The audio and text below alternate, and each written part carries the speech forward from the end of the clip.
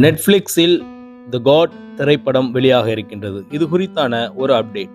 God படம் குறித்தான ஒரு முக்கியமான செய்தியை தான் இன்று இந்த காணொளியில் காணவிருக்கின்றோம். நீங்கள் தளபதி ஃபேனா இருந்தா நம்ம சேனலை சப்ஸ்கிரைப் செய்ய மறந்துடாதீங்க. பெல் பட்டனை கண்டிப்பா பிரஸ் பண்ணி வச்சுக்கோங்க. தளபதி குறித்தான அப்டேட்டுக்கு உதவிகரமா இருக்கும் என்று கூறிக்கொண்டு வாங்க வீடியோக்குள் போகலாம். நம்ம தளபதி விஜய் நடித்த காட் திரைப்படம் சூப்பர் டூப்பர் ஹிட் ஆகி தொடர்ச்சியாக பல திரையரங்குகளில் இப்பொழுதும் ஓடிக்கொண்டு இருக்கின்றது.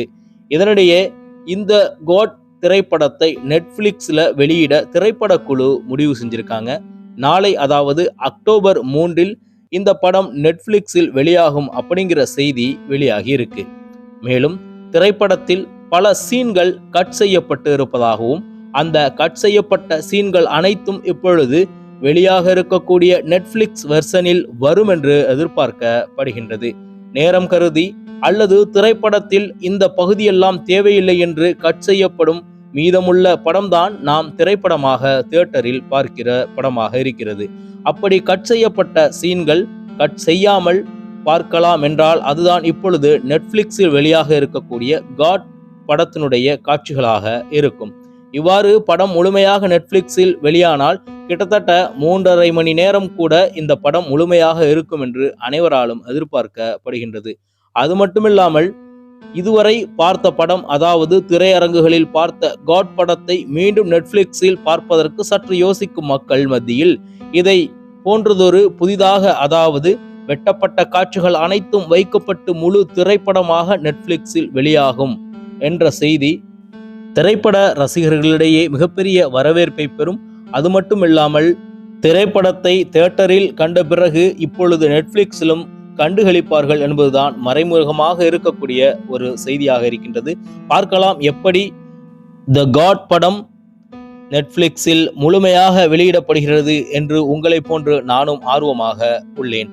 மேலும் தளபதி விஜய்க்கு இதற்கு பிறகு தளபதி 69 என்ற ஒரு படம் தான் கடைசி படமாக இருப்பதால் நெட்ஃப்ளிக்ஸில் வெளியாகும் காட் திரைப்படத்தை நிச்சயமாக தளபதி அவர்களின் ரசிகர்கள் பட்டாளம் தொடர்ச்சியாக அதிலும் கண்டுகளித்து படத்தை முழுமையாக வெற்றியடைய வைக்கும் என்று எதிர்பார்க்கப்படுகின்றது.